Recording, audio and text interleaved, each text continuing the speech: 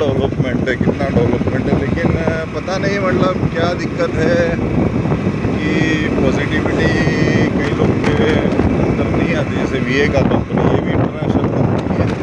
ये अतुल बेकरी देखो कितना बड़ा उसका मैन्युफैक्चरिंग का जगह इधर बना है। फिर ये है धवल पैकेजिंग लिमिटेड, ठीक है, ये भी कोई बड़ा कंपनी इधर है। तो इधर कितना सारा काम है। आप अगर ऐसा बोलेंगे कि काम नहीं है तो ऐसा तो है नहीं। ये कोई કંપની है। તો આપણે મિત્રો ગુજરાતના પર્સપેક્ટિવથી જોઈએ તો ગુજરાતમાં ગવર્મેન્ટ છે, પણ આપણે કેટલા માણસો નાનું જે સેન્ટરમાં હોય, જે કે જગ્યાએ હોય, આણંદમાં હોય કે કોઈ નાના ગામડામાં હોય, એ ગામડાથી નીકળીને સીધું વિદેશ જવાનું વિચારે છે।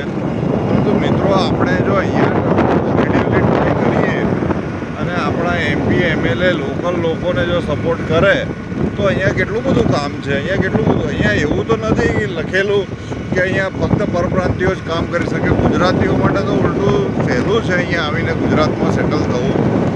અને કારણ કે ગુજરાતમાં કોઈ નાના ગામડાથી કે નાની લોકેશનથી આવતો હોય અને અહીંયા અમદાવાદમાં સેટલ થવું એના માટે એટલો મોટો અઘરો વિષય નથી કે જેટલો કે પરપ્રાંતિયો માટે છે। છતાં પણ અહીંયા 80 to 90% પરપ્રાંતિયો છે। એટલે મિત્રો આપણાવાળા લોકોએ એક વસ્તુ વિચારવી જોઈએ, કાં તો મિનિસ્ટરોએ એ વસ્તુ કોમ્યુનિકેટ કરવી જોઈએ કે લોકલ એમ્પ્લોયમેન્ટમાં અહીંયા લોકલ લોકોને શું લેવામાં નથી આવતા, કે લોકલ લોકોને અહીંયા આવીને સેટ થઈને કામ નથી કરવું, કે લોકોનું મેનપાવર ઓછું પડે છે, કે પછી એટલે એક એકચ્યુઅલ રીઝન નથી ખ્યાલ આવતો। કારણ કે કદાચ મને એવું લાગે છે કે થોડો ગેપ છે આમાં, ઇન્ફોર્મેશનનો ગેપ છે, કાં તો બિઝનેસ મેન્ટાલિટી હોવાથી ગુજરાતીઓ વધારે પડતો બિઝનેસ મેન્ટાલિટીમાં છે। પરંતુ એવું નથી, ગુજરાતી, રાજસ્થાની, પંજાબી, સાઉથ ઇન્ડિયન બધા જ અહીંયા છે।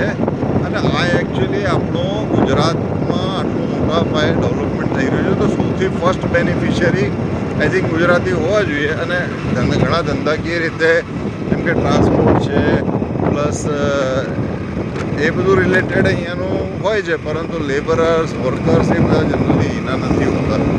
એટલે લેબરર્સ છે, ઓફિસર્સ છે, એમ્પ્લોઈઝ છે, એ બધા આઉટથી સોર્સ થાય છે, કારણ કે કંપનીઓ બી ઘણી બધી આઉટસ્ટેશનની છે। મિત્રો બધા લોકોએ અહીંયા આવીને સર્ચ કરવું જોઈએ અને અહીંયા ઓપોર્ચ્યુનિટીઝ એક્સપ્લોર કરવી જોઈએ, એવું મારું માનવું છે। જય ભારત।